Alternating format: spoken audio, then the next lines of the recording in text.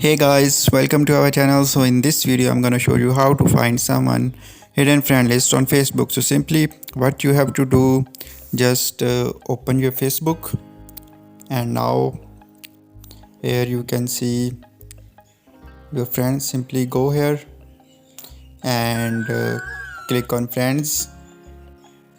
So here you can see feeds in your friends, and you can also go to notification, and here you can check the all friend request. Here just simply click on see all, and now here you can go to your friends.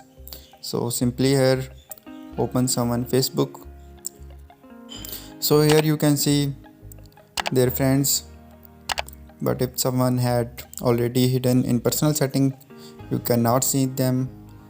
You can also see the mutual friends suggestions.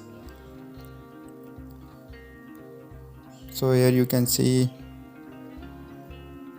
all the friends list of someone, but you cannot get the hidden friend list.